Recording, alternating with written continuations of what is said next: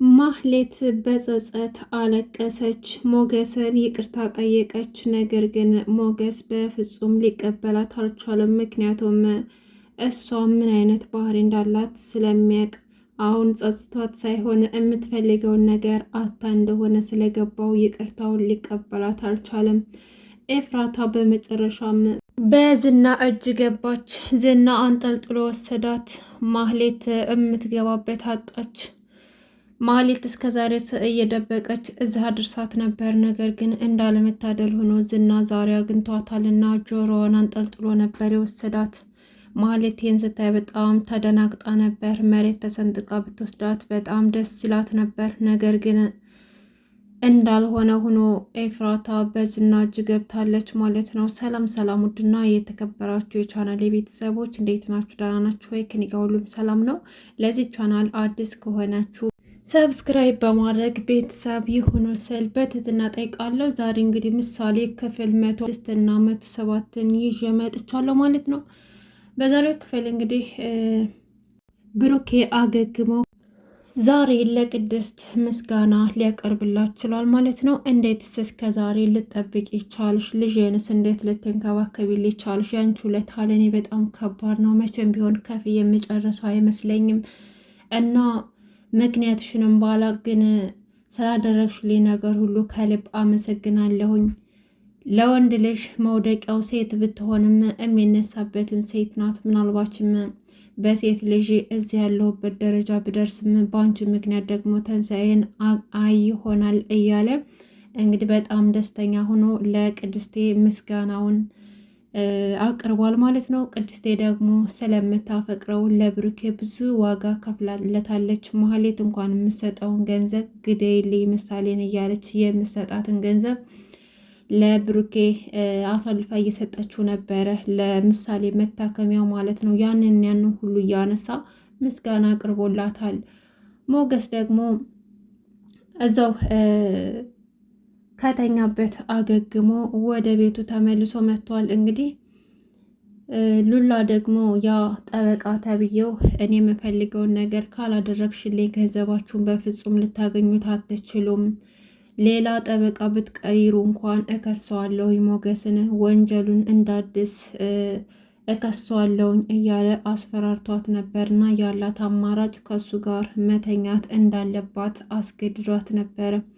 ዛሬ ግሉላ ወኔ ሰጥቷት በፍጹም ይሄን ላደርገው አልችልም፣ በጭራሽ ይሄን አላደርገውም፣ ካንተ ጋር አልተኛም፣ ገላዬን አቆሽሼ ለባሌ ስል ራሴን አላረክስም፣ ይሄን ፍቅር ብዙ ዋጋ እየከፈልኩበት ነው፣ ዝም ብሎ ከመሬት ተነስቶ የመጣ አይደለም፣ ስለዚህ ምንም ነገር ላድርግ አልችልም ብላ ሁለተኛ እንደዚህ አይነት ነገር የሚያናግራት ከሆነ እንደምትከሰው አስጠንቅቀው ጥላው ሄደች። ነገር ግን እሷ እንደጠበቀችው ምንም እየሆነላት አይደለም። ሞገስ ጋር ሄዳ ሞገስ ገንዘቡ ሊመጣለት ሊለቀቅለት እንደሆነ ትልቅ ተስፋ አድርጎና ከዚህ በኋላ ከእሷ ጋር በነፃነት መኖር እንደሚፈልግ ሲነግራት በጣም ደግሞ ውስጧ ተሰማት። ጠበቃ ብንቀይርስ ምን ይመስልሃል ብላ ሀሳብ ብትሰጠው ሞገስ ደግሞ ችግሩን ስለማያውቅ ይሄ እኮ ጠበቃ በጣም ጥሩ ነው ብለውኛል። ስለዚህ አሁን ደግሞ ነገሮችን በፍጥነት እያንቀሳቀሳቸው ነው። አንቺን ከደበረሽ ግን ሊቀር ይችላል፣ ግን ከታገሽ አንድ ጨርሶልን ንብረታችን በስማችን ካዞርን በኋላ ይቀራል እኮ እንለያያለን፣ በድጋሚ ቤታችን አይመጣም፣ አታገኘውም ብሎ ያሳምናታል ማለት ነው። ሉላ ግን ውስጥ ሚስጥሩን ስለምታውቅ ምንም ነገር ለመናገርን ፈርታለች። ነገር ግን ዝምታን መርጣለች። በመጨረሻም እንግዲህ ያው ያልጠበቁት ነገር ተፈጥሯል። ማህሌት ስልክ ተሳሳትኩኝ በሚል ሰበብ ለሞገስ ደውላለት ነበረ እና ምን ፈልገሽ ደወልሽ? ይሄን ድምፅ ማውቀው መሰለኝ ሲላት ተሳስቼ ነው የደወልኩት አለችው።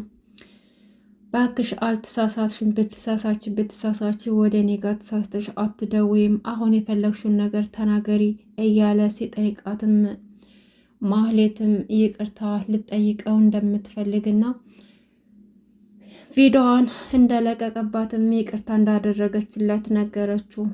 ሞገስም በጭራሽ አላመናትም። የሆነ ነገር ከጀርባሽ አለ፣ ያጣሹ ነገር አለ እና ያንን ነገር ከኔ ማግኘት ፈልገሽ ነው እንጂ በፍጹም አንቺ ተጸጽተሽ አይደለም። ተጸጽተሽ ከሆነም ደስ ይላል። ነገር ግን ብታይኮ አንቺ ይቅርታ ሳታድርግልኝ ስለቀርሽ በጣም ተጨንቄ ነበር እያለ ያፌዝባታል ማለት ነው። ማህሌት እንግዲህ አሁን የምገባበት ግራ ገብቷታል። ከዝና ምንም ገንዘብ እያገኘች አይደለም። ያላት ተስፋ እሱ ነበረ። ዝና በጭራሽ አይፈልጋትም። ራሷን አሳልፋ ሰታ ገንዘብ እንዲሰጣት ፈልጋ ነበር። ያም አልሆነላትም። ካሌብን አቅዳ ነበር። እሱም ጋር የማይታሰብ ነገር ሆኖባታል። አሁን ደግሞ ወደ ብሩኬ መመለስ ነው አማራጯና ኤፍራታም እንግዲህ ከብሩኬ ጋር መመለስ አለብሽ እያለች ስታስተያያት፣ ዝናም ከብሩኬ ጋር መመለስ አለብሽ ብሎ መንገድ ሲሰጣት ወደ ብሩኬ መመለስ ፈልጋለች። ብሩኬ ጋር ለመመለስ ደግሞ በመጀመሪያ ሞገስን ማግባባት ይኖርባታል። ያ ደግሞ ሊሳካላት አልቻለም እና በጸጸት እሪ ብላ ጮኻ ታለቅሳለች። መንገድ ዳር ወድቃ ማለት ነው። ገና ምን አይተሽ ማህሌት፣ የሰራሹ ነገር ገና ጭንቅላትሽን ይፈታዋል። ምክንያቱም መጥፎ ሰዎች የዘሩትን ነው የሚያጭዱት፣ መልካም ሰዎችም እንደዛው። ማህሌት ደግሞ የሰራችውን መጥፎ ነገር አሁን ላይ እጥፍ ሆኖ እየተከፈላት ነው። በጸጸት አለንጋ እየተገረፈች ትገኛለች። ነገር ግን ምንም አይነት መፍትሄ አይኖረውም። ምክንያቱም አሁን ላይ ብሩኬና ቅድስት ሊጋቡ ብዙ ነገሮችን እያደረጉ ይገኛሉ። ይሄ ደግሞ የሆነው በመድብል እንዲሁም ምሳሌ ሰሞኑን የሆነ ቅድስትና ብሩኬ እንዲጋቡ እያደረጉ ይገኛሉ። እንዲሁም ምሳሌ ወንድም ልትሰሩልኝ ነው ወይ እያለች ስትላቸው ነበረ። መድብልም እናንተን ሳልድር እኔ ወደ ስራ አልገባም፣ የኔ አልበም የሚወጣው እናንተን ከዳርኩ በኋላ ነው፣ እንደውም የእናንተ ሰርግ ጊዜ ነው የኔ አልበም የሚለቀቀው እያለ ነገራቸው። እናም በሁኔታው ደስ ብሏቸዋል። ዳጣም እንግዲህ ብሩኬ ጋር መታ ስታወራ ነበር። በህይወቷ ላይ በጣም ደስተኛ እንደሆነች፣ አሁን ላይ ለመኖር እንደምትጓጓ፣ በጣም የሚያስደስቱ ቤተሰቦች እንዳገኘች፣ አባቷ ሰላምዬ፣ እንዲሁም ውሃ፣ እንዲሁም ደግሞ የአቢጌል ሁሉንም ቤተሰቦቿን ስላገኘች፣ አሁን ላይ የሚቆረቆሩላት ጠያቂ ቤተሰብ ስላገኘች በጣም ደስተኛ እንደሆነች ለቡራ እየነገረችው ነበረ። ቡራም ደግሞ ለመሆኑ ግን ዳጣ አባትሽን ስታገኙ ምን አይነት ስሜት ተሰማሽ እያለም እየጠየቃት ነበረ። ዳጣም በህይወቷ አይታው ማታውቀውን ደስታ ተሰምቷት የማያውቀውን ደስታ እንደተሰማት አለ አይደለ፣ አባቷን ይሄን ግዛልኝ ይሄን አምጣልኝ ስለው እሺ ሲላት የሚሰማት ስሜት ለየት ያለ እንደሆነና በህይወቷ ተሰምቷት የማያውቅ እንደሆነ ነገረችው። እና ወደፊት በቃ ነገን ሳይሆን ዛሬን ብቻ ነው የማስበው፣ በጣም ደስተኛ ነኝ እያለች ቤተሰቦቿን ስላገኘች በጣም ደስተኛ እንደሆነች ነገረችው። ብሩኬን በጣም ደስ ብሎታል ዳጣ ቤተሰቦቿን ስላገኘች። ሞገስም ደግሞ እንግዲህ ያልጠበቀው ስልክ በጧቱ ተደወለበት። ስልኩን ሲያነሳው ጠበቃው ነበር። ጠበቃው ደውሎ ሰላም ነው አቶ ሞገስ፣ ለአንተ መልካም ዜና አለኝ። ገንዘብህ ሊመለስ ቀናቶች ናቸው የቀሩት። አንዳንድ ሰዎች አግኝቼ ነበር እና በቅርቡ እንደሚለቀቅልህ ተስፋ ሰጥተውኛል እና በጧቱ የደወልኩልህ ለዛ ነው፣ እንኳን ደስ አለህ ብሎ ነገረው። እንግዲህ እዚህ ጋር ማየት ያለብን ሉላ ምን ገጠማት? ይህን ደስታ ሲነግረው እሷ ግን በጣም አዝና ነበረ። አንገቷን ደፍታ ነበረ፣ ጀርባዋን ሰታው ተኝታ ነበረ እና በመሀል ምንድነው የተፈጠረው? ምናልባችም ይሄ ጠበቃ ሉላ ሞገስ አዝኖ ስታየው እና ትልቅ ተስፋ አድሮበት ስታየው እኛ እንደፈራ ነው ራሷን አሳልፋ እየሰጠችው ይመስላል። ምክንያቱም ጠበቃው ይህን ደስታ በጧቱ እንድነግርህ የደወልኩት ከሚስት ጋር ነግርሃት ደስተኛ እንድትሆኑ ብዬ ነው ብሎ ነበር የነገረው።